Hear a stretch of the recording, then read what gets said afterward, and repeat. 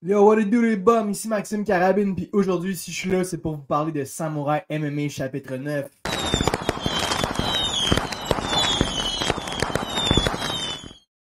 Ça brasse au maximum, les chums. Samouraï 9 est en train de shape up pretty nicely, si vous me demandez mon avis. Hier soir, j'ai droppé une big news. Plusieurs sources m'ont confirmé qu'on devrait avoir un combat entre Antoine Chaput et Kevin Popovic-Bastien le 2 février prochain sur la carte de Samouraï MMA chapitre 9. Donc, évidemment, on va en jaser aujourd'hui. Mais il y a également eu quelques annonces qui sont officielles cette fois-ci de la part de Samouraï MMA. Plusieurs combats dont on savait déjà qu'on allait avoir droit sur la carte de Samouraï MMA chapitre 9 lorsqu'elle devait avoir lieu le 2 décembre, si je ne me trompe pas. Fait qu'on a repoussé ça de 2 mois, les chums, ça s'en vient. C'est au moment où j'enregistre, là, on est le 7 janvier 2024, les chums, let's go. By the way, bonne année. Si vous n'avez pas vu ma vidéo de Bye Bye 2023, allez checker ça. Right up, les gars, c'est super cool. J'ai fait un beau travail, je pense. J'ai méga view. Je pense que ça l'a aidé que j'ai appelé ça le Bye Bye 2023. Il y a probablement une couple de ma tante qui sont allés sur YouTube et qui ont écrit Bye Bye 2023 et qui sont tombés sur ma vidéo. Mais tant mieux si ça peut booster mes views un peu. Mais bref, allez checker ça, les chums, ma vidéo Bye Bye 2023. Très dope. Puis ouais, j'ai mad views là-dessus, fait que je suis bien stoked. Mais revenons à nos moutons, les chums. Samouraï MMA 9. Tout d'abord, voici le poster officiel de la carte, de la dite carte. Shout-out à mon boy Romuald, qui est non seulement fait plein de choses à Samouraï MMA, mais fait du graphisme parmi toutes ses tâches. Puis il a réalisé un beau petit poster ici, avec les têtes d'affiche, évidemment, là, Robert Serres qui affrontera Carl Prepolek, Ramsey qui affronte Kajik, mais on est là pour en parler aujourd'hui, les chums. Là. Fait que sautons dans le vif du sujet. Un combat qu'on savait déjà qu'on allait avoir droit, mais qui s'est confirmé d'ailleurs sur la page de Samouraï MMA hier. Allez suivre Samouraï sur tous leurs réseaux sociaux pour rester à l'affût des dernières nouvelles. Il s'agit du boy Olivier Rhin qui va affronter l'anglo-canadien Keenan Keller. Ça se dit-tu ça, anglo-canadien? Franco-canadien, oui.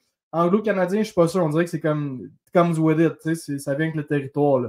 Bref, Olivier Rhin, on le connaît. Il a fait ses débuts à Samouraï. Il a fait ses débuts pro, en fait, chez Samouraï, à Samouraï 5, à Laval, face à la légende des arts martiaux mixtes québécoises, David Hubert-Terrien.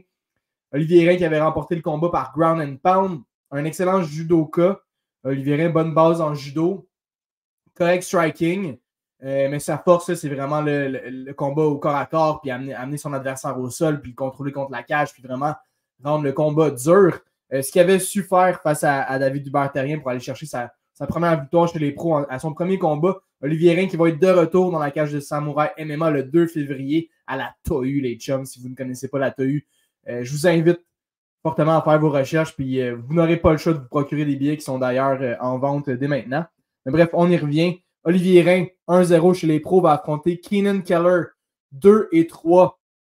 Lui, chez les professionnels, 3 défaites d'affilée. A commencé avec 2 victoires chez les pros, puis là, il est sur 3 défaites de suite. Le chum, 3 finishes en plus, 1 soumission, 2 KO, dont 1 au sol. Mais ne vous laissez pas berner par cette statistique. J'en ai parlé un petit peu plus tôt dans l'ancien show, là, quand on pensait que la carte allait avoir lieu au mois de décembre. Mais Keenan Keller, selon les dires de la légende, de la Bible d'arts martiaux mixtes canadiens, Faberglass, c'est tout un joueur, ce Keller. C'est pas parce qu'il est sur 3 défaites de suite qu'il faut le compter pour battu déjà ou pour négliger. Évidemment, Olivier Rhin est tout nouveau, lui aussi, fraîche pète.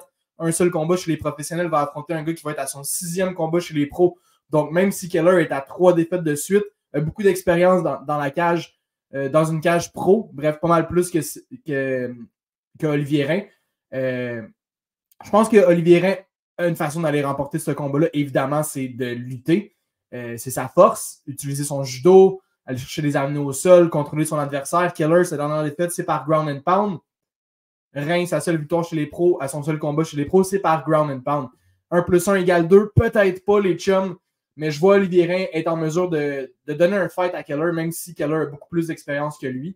Cependant, Keller vient de la Colombie-Britannique, mais a récemment fait le move en Ontario. encore une fois, selon les dires de mon boy Faberglass, pour pouvoir s'entraîner au Niagara Top Team. Niagara Top Team, les chums, excellent gym d'arts martiaux mix au Canada, un des meilleurs. Mais un gym qui se spécialise principalement dans la lutte. Donc, évidemment, en Keller, on a le droit à potentiellement un lutteur. Je ne suis pas tellement au courant de son style. Comme je l'ai dit, il a perdu ses 3 derniers combats. Un par soumission par heel hook. Je ne connais pas trop le statut du BJJ de Olivier Rein, mais est-ce qu'Olivier pourrait en profiter et aller chercher une soumission au sol? Qui sait? Mais sinon, 2 défaites par KO pour le chum Keller. Sinon, ces 2 victoires, une avait été... Sa première victoire chez les pros, c'est par Unanswered Elbows sur Tapology. Donc, coup de coude non répondu. Traduction correcte.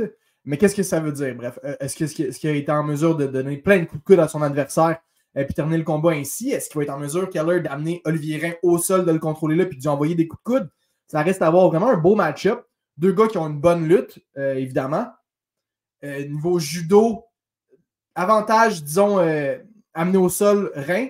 Mais pour ce qui est des double legs et des single legs, là, je pense que Keller va être assez outillé à ce niveau-là. Fait qu'on a vraiment deux grapplers, 2 lutteurs qui vont s'affronter. Est-ce que ça va faire en sorte qu'on va avoir droit à un match de kickboxing parce que leur lutte va s'annuler? Ou est-ce qu'on va avoir le droit à vraiment plein de scrambles au sol, puis des échanges au sol, beaucoup de striking au sol? Bref, match-up super intéressant en Olivier Rein face à Keenan Keller. Très hâte de voir ça. Par la suite, on a également eu la confirmation qu'on va potentiellement enfin voir Daniel Lugo dans la cage de Samouraï MMA. Ça fait plusieurs fois là, que Lugo a été booké, là, si je ne me trompe pas, contre Morrison, contre Blais. À chaque fois, ça n'a pas marché, vous comprendrez, les chums, parce qu'on est yet pour voir Lugo dans la cage de Samouraï MMA. Puis là, il devait affronter Majoric au mois de décembre. Ça a été annulé encore une fois. Est-ce qu'il y a le Lugo Curse? Qu'est-ce qui se passe? Est-ce qu'on va finalement avoir Daniel Lugo dans la cage de Samouraï MMA le 2 février? Je le souhaite, les chums, parce qu'on est bien curieux de voir qu'est-ce qu'il y a dans le ventre, le petit Lugo. On l'a déjà vu à Samouraï, mais en tant que coach. Puis, jeune homme super articulé. J'étais pas là parce que je pense que c'était à Sherbrooke ou c'était à Québec. Bref, les gars m'ont donné des bons mots sur le chum Lugo. Puis paraît-il qu'il est bon. Là, fiche plutôt obscure. Là, sur Tapology, il est à 1-0, mais je pense qu'il y a peut-être déjà 2 ou 3 combats chez les pros. Bref, c'est pas tellement sûr. C'est toujours obscur de savoir c'est quoi la vraie fiche des Mexicains. Rappelons-nous Juan Grano, là, qui a à peu près 4 sortes de fiches disponibles sur les internets. Mais bon, celle que j'ai en face de moi, Daniel Lugo, il est 1-0. Sa seule victoire, c'est par Dr. Stoppage au 3e round. Fait qu'il était en mesure de vraiment démolir son adversaire assez pour que le docteur dise c'en est assez. Les chums, Daniel Lugo a démoli le jeune Joshua Aguilar. Fait qu'arrêtez ça avant qu'il y ait un mort. Paraît-il qu'il est très violent, Daniel Lugo. Là. Super gentil à l'extérieur de la cage, mais dans la cage, très agressif. Un bon striker, selon les dires. Et il va affronter nul autre que notre boy, Alain Majoric, fraîchement sorti de plusieurs prix remportés, soit dans la cérémonie des Carabines d'Or, soit avec les prix de Samouraï, avec les prix de l'Arena, les prix des MMA Talk. Alain Majoric a fait beaucoup de bruit en 2023, les débuts de l'année. Mes débuts de l'année, en tout cas, c'était son combat à Samouraï, 6 à Gatineau chez lui, c'est le début pro, face à Baaji, le français. La foule était en délire. Alain est sorti en lion, il avait de l'air d'un vétéran dans la cage, a réussi à soumettre son adversaire au tout premier round. Prend son 2e combat, relativement short notice, face à Mauricio Cruz à Sherbrooke. Alain Majoric est le premier combattant à avoir donné l'air. Et boy, c'est difficile à formuler celui-là. Alain Majoric a fait en sorte que Mauricio Cruz a eu l'air d'un gars qui était poche. Est-ce que c'était une mauvaise soirée au boulot pour Cruz? Parce qu'on l'a vu, il est capable de donner des bonnes guerres. Il est passé très près de soumettre Mehdi Zaidvan.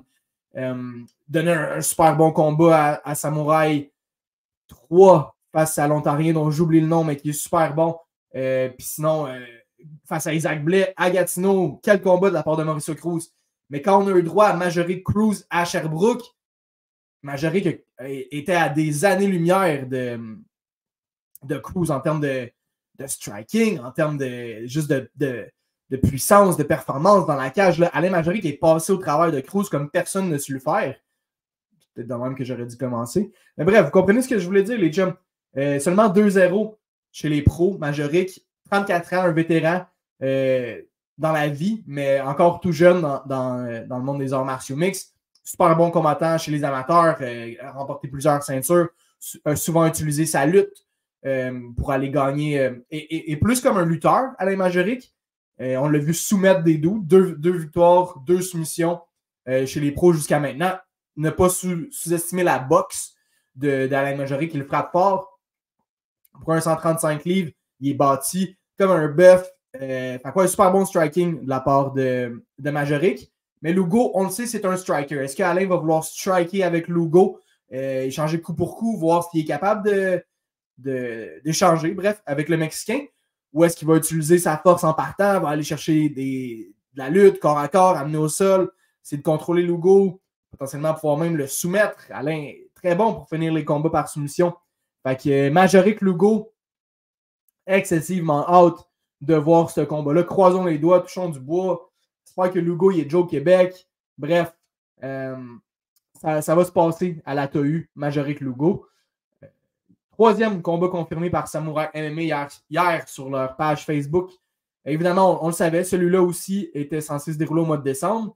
On se souviendra, c'est Danny Mallette qui devait affronter Dejan Kadjic, le champion BFL.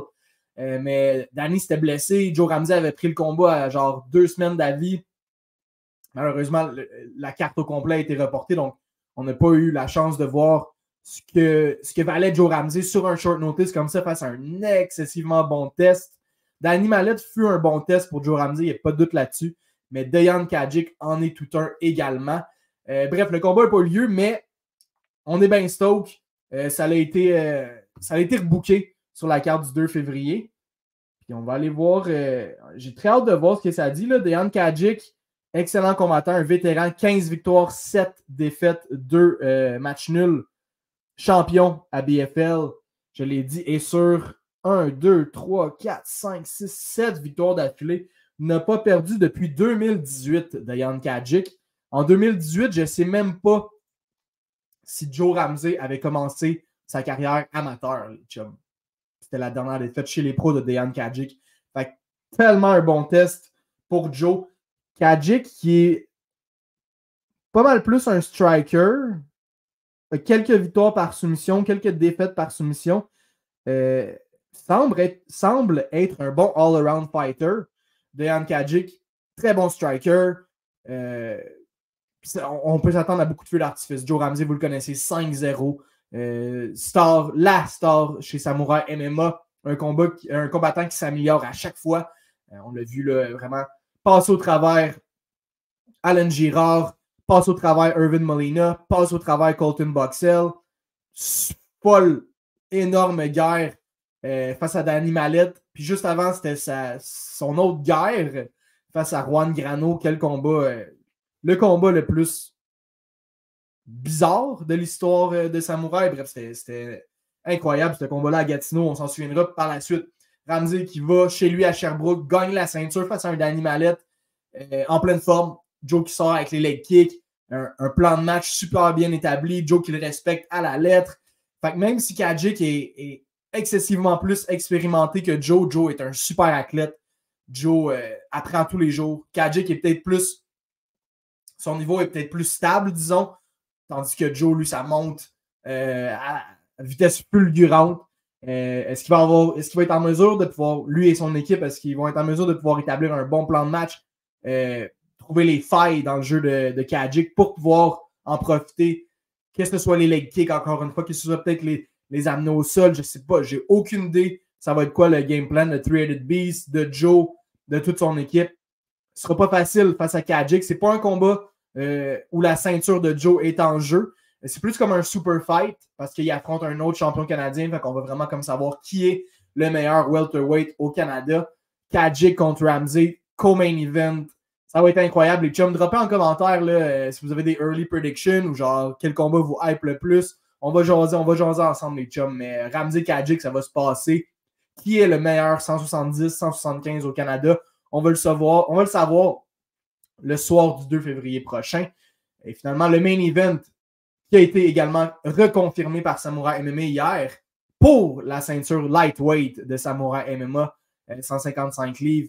C'est le champion Purple Lake qui met sa ceinture en jeu, ou est-ce qu'il a est-ce qu'il avait laissé sa ceinture vacante puis que là, il va essayer de remettre la main dessus? Je ne suis pas certain, mais bref, il est le Lineage Champion. C'est le premier et le seul champion 155 livres chez Samouraï MMA. On se souviendra du fou combat lors du tout premier Samouraï MMA en finale face à Mick Dufort. Quelle guerre les deux avaient donné. C'est Purple Lake qui l'avait remporté par split decision pour mettre la main sur la ceinture des 155 livres. Cette fois-ci, Purple Lake va affronter le Gypsy Danger, Robert Serres, qui va tenter d'aller chercher une première ceinture professionnelle, si je me trompe pas, là, pour Robert Serres, vétéran de la scène des arts martiaux mixtes ici au Québec.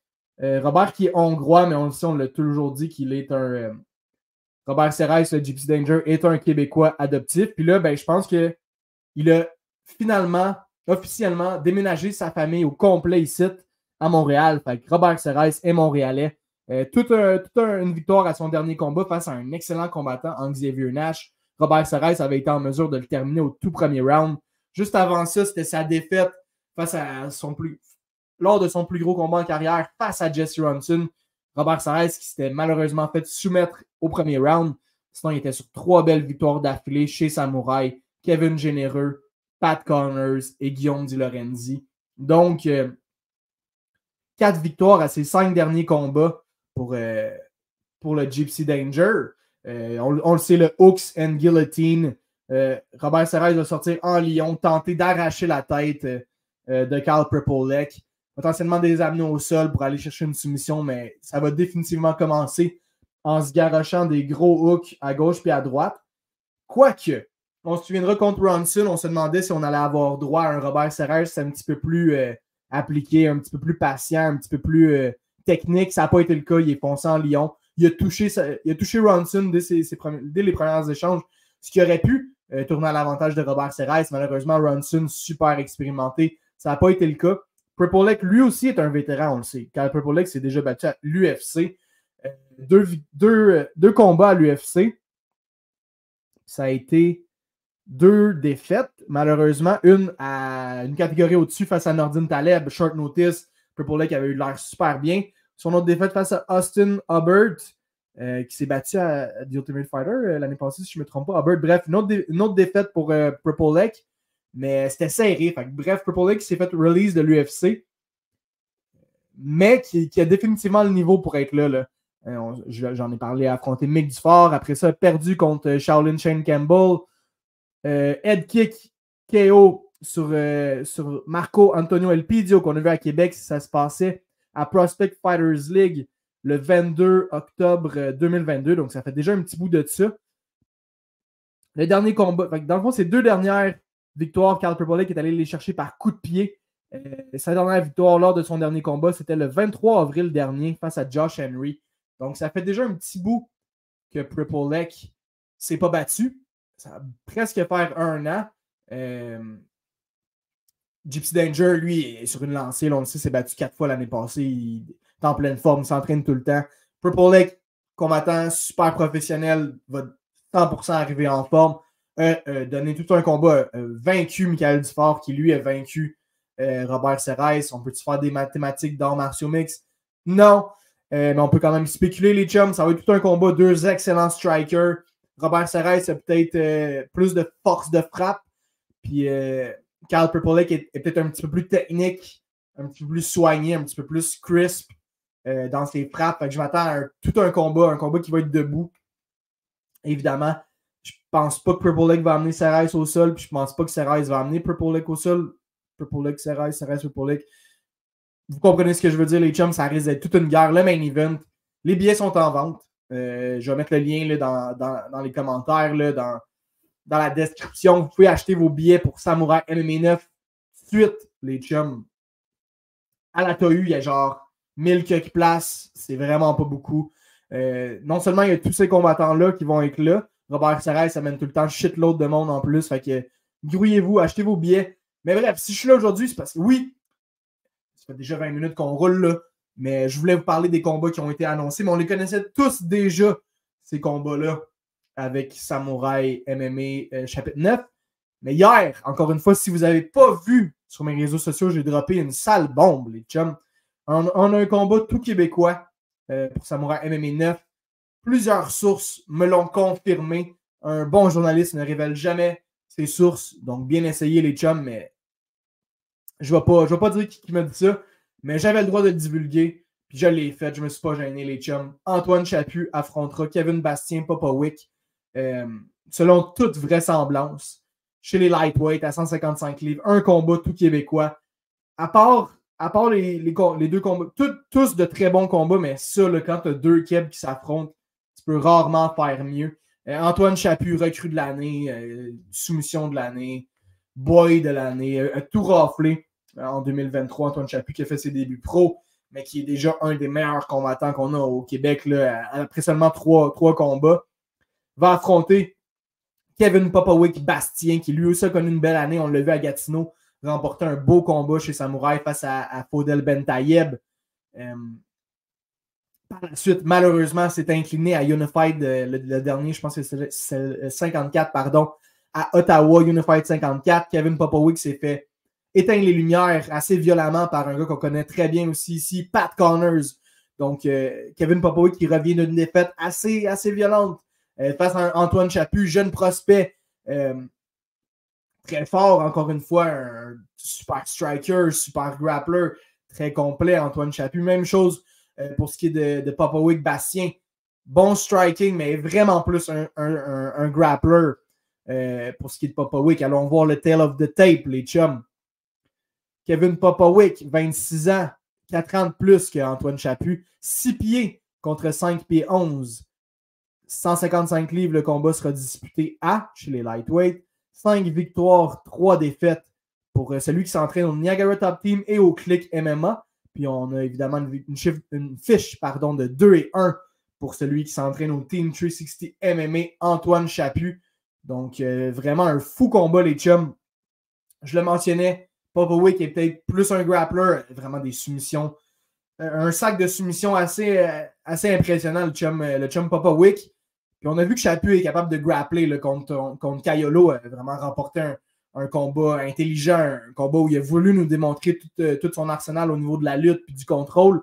Puis par la suite, il est allé soumettre Lopez, je pense, un Mexicain quelconque à Sherbrooke, victoire par soumission, Von Fluchog pour Chaput. Donc Chaput n'est pas un beginner au sol, et loin de là. Mais j'ai l'impression que je donnerais peut-être l'avantage à Popovic au niveau du combat au sol et des soumissions. Donc, est-ce que ça veut dire que Chaput va essayer d'outstrike Popovic, puis de rester debout, puis de vraiment comme mettre ses mains et ses pieds un petit peu partout sur le body à Popovic, puis empêcher vraiment le Gatinois d'amener Chaput au sol? On le sait que Chaput s'entraîne avec nul autre que Charles Jourdain. Pas mal son game plan à Charles Jourdain, là, éviter les takedowns, stopper les takedowns de ses adversaires, rester sur les pieds puis striker, même si Jourdain est capable de faire de belles soumissions comme on l'a vu tout récemment dans l'UFC. Est-ce que Chaput va être ce genre de trick-là, va être super bon sur les pieds? Fait que là, Popovic va shooter, mais Chaput est super bon en soumission également. Fait que vraiment un combat curieux. Là. Popovic frappe peut-être plus fort que Chaput aussi, parce que Popovic a peut-être une plus grosse charpente, est un petit peu plus grand, un petit peu plus bâti. Chaput frappe super fort, mais Popovic n'est pas un beginner non plus sur les pieds. Là. Face à Cyril Sidi, je pense que c'est son premier ou son deuxième combat chez les pros, Kevin Bastien, qui a affronté un gars qui se bat dans l'UFC à Toronto là, dans 2 semaines. Il avait donné tout un combat à Cyril Sidi, Popovic. Il est capable de tenir son bout sur les pieds. Vraiment un combat dont j'ai beaucoup de questions. Reste encore à le confirmer vraiment officiellement, mais les deux ont accepté. Samouraï est down. Faites 1 + 1 = 2. Il manque juste un parti à accepter le combat. On devrait avoir une confirmation très bientôt, les chums. Chaput contre Popovic. Ça se fucking passe, les bums. Fait que pour récapituler, voici le poster officiel de l'événement. Main event, Robert Serrais face à Cal Prepolek. Foo fight, les chums. Foo fight pour la ceinture des 155 livres. Co-main event, les deux meilleurs welterweight au Canada, Joe Ramsey et Dayan Kadjik, s'affronteront dans la cage de Samouraï MMA. Est-ce qu'il s'agit d'un 5 round, d'un 3 rounds? J'en suis pas Je ne suis pas toujours au courant de cette particularité, Daniel, ou si quelqu'un de Samouraï m'écoute et connaît la réponse, n'hésitez pas à le dropper dans les comments. Mais bref, co-main event, Ramsey Kadjik, Majoric contre Lugo, Olivier Rein contre Keenan Keller. On a également Tommy Morrison qui va être sur la carte. On a également Alex Morgan qui va être sur la carte. On a d'autres personnes que vous avez déjà vues à Samouraï qui vont être sur la carte. D'autres nouvelles à venir sur ce sujet-là. Donc, n'hésitez pas à vous abonner à moi, Maxime Carabine avec un K, mais également à Samouraï MMA parce que c'est vraiment là que vous allez être sûr et certain que les choses se passent. Les billets sont en vente. Ou billets, folle place. Là, tu peux pas faire mieux en termes de salle de spectacle pour des arts martiaux mixtes. C'est fait en rond. Tu as la cage au milieu et des estrades qui encerclent le tout. Là, ça va être débile, les chums, je vous le dis. Lien dans la description, toujours abordable. Dépêchez-vous. Sinon, évidemment, Chaput contre Papa Wick, ça va être débile. C'est un combat qui va pouvoir nous en dire beaucoup. Bastien est capable de revenir de sa défaite puis de battre un prospect comme Chaput. Le future is bright pour Kevin Papa Wick. Puis si c'est l'inverse, si c'est Chaput qui réussit à défaire Papa Wick, le Chaput est vraiment for real. À 3-1, là, on peut s'attendre à de grandes choses, là, potentiellement une ceinture à l'horizon pour Chaput. En plus que la ceinture va être en jeu ce soir-là dans le combat principal. Donc, plein de choses super intéressantes, les chums. Je suis super hype, vraiment. Là, je pense pas avoir oublié quoi que ce soit à ce niveau-là. Samouraï MMA chapitre 9, le 2 février, à la TU, les bombes. Ça se fucking passe, puis on va être là. Vous pouvez être sûr et certain. Merci d'être là. Bonne année encore à toutes les potes qui m'écoutent. Toujours un plaisir d'être avec vous. Puis on est là en grand, les chums, on est là en grand. Achetez vos billets, supportez le MMA local. Let's fucking go.